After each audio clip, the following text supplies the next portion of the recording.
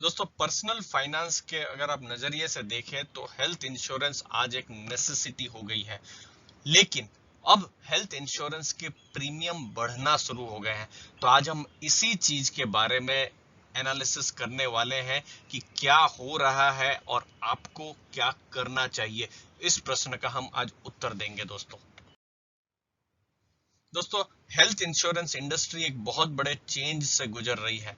अब health insurance के जो प्रीमियम है वो बढ़ रहे हैं। जो देखा जा रहा है, जैसे जो रिन्यूअल प्रीमियम होता है, यानी एक साल आपने किया, दूसरे तीसरे पांचवें 10वें साल में जो प्रीमियम्स है वो बहुत ज्यादा बढ़ रहे हैं। अब हुआ क्या है, कोविड-19 के बाद बहुत सारी अवेयरनेस आई है इस हेल्थ इंश्योरेंस प्रोडक्ट को लेकर, और बहुत लोगों ने हेल्थ इंश्योरेंस लिया भी है। लेकिन हेल्थ इंश्योरेंस के खर्चे भी बढ़े हैं। अब जो भी रिन्यूअल नोटिस आ रहा है, मतलब ये जनरली 1 साल 2 साल के लिए होता है हेल्थ इंश्योरेंस, तो अगले साल जब आपको रिन्यूअल करना पड़ता है, जैसे कार में आपको हर साल इंश्योरेंस को आपको रिन्यूअल करना पड़ता है, तो वैसे ही यहाँ पर देखा जा रहा है, जो जिन लोगों को ऐसा एनालिसिस किया गया है कि जो नया जो रिन्यूअल का नोटिस आ रहा है, तो प्रीमियम बढ़ के आ रहा है, बहुत ज्यादा हो रहा है। और इसमें फर्क किसको पड़ रहा है?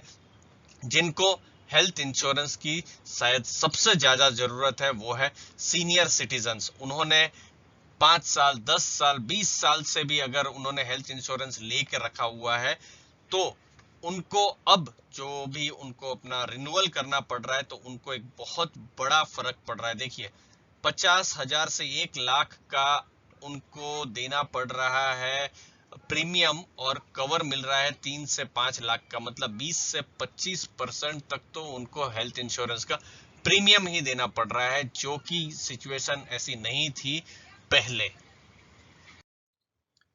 अब यहाँ पर बहुत ही टफ क्वेश्चंस आते हैं। सबसे पहला तो सीनियर सिटीजन्स कैसे फाइनेंस करेंगे? आपके पेरेंट्स हैं या आपके रिलेटिव में भी आप देख सकते हैं जो सीनियर सिटीजन्स हैं, उनके लिए एक बहुत बड़ी तकलीफ का एक सिचुएशन हो जाता है। आपने देखा ही कि लगभग 25% तो प्रीमियम ही हो जा रहा है, जितना एक्सपेक्ट नहीं किया जाता है।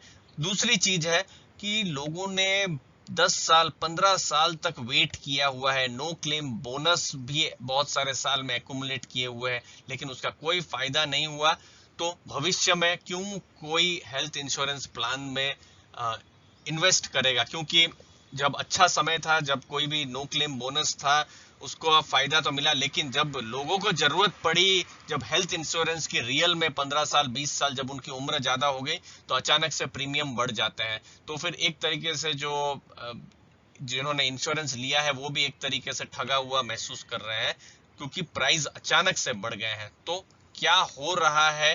तो ये सब चीजें हैं जिसके बारे में हम सबको सोचना चाहिए।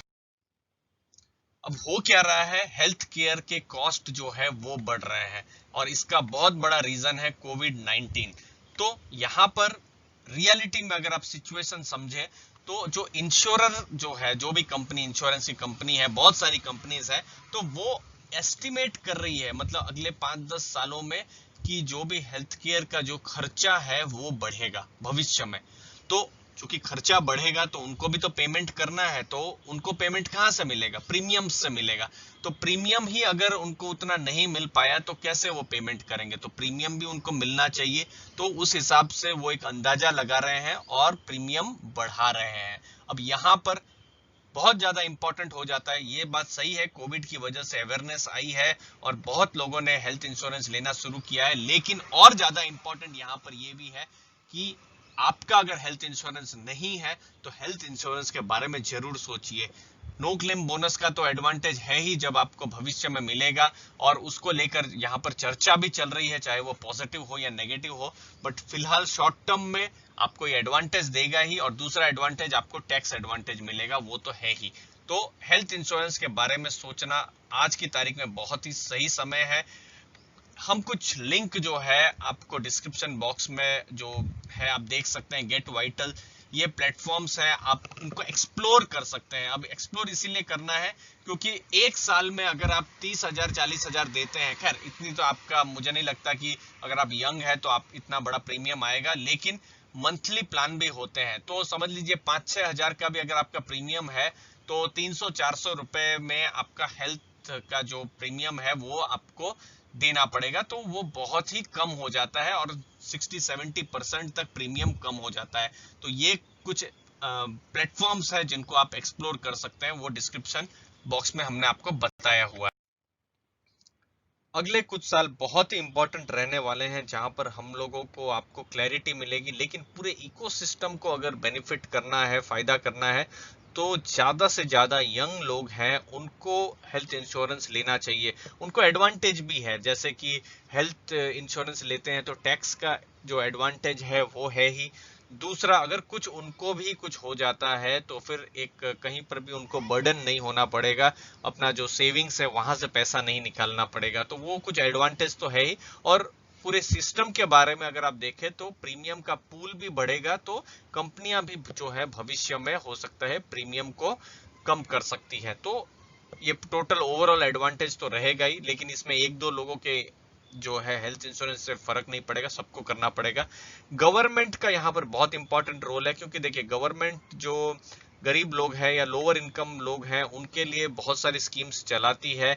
वहां पर फ्री में भी जो है गवर्नमेंट सपोर्ट करती है कि किस हिसाब से हेल्थ केयर दी जाए, लेकिन जो मिडिल क्लास है वो कहीं ना कहीं फंस जाते हैं। और सबसे बड़ा जो एक पेन पॉइंट है वो है 18%। जी हाँ, आप सही सुन रहे हैं, 18% का जीएसटी उनको पेमेंट करना पड़ता है। मतलब 50,000 के इंश्योरेंस में 9,000 रुपए का जीएसटी।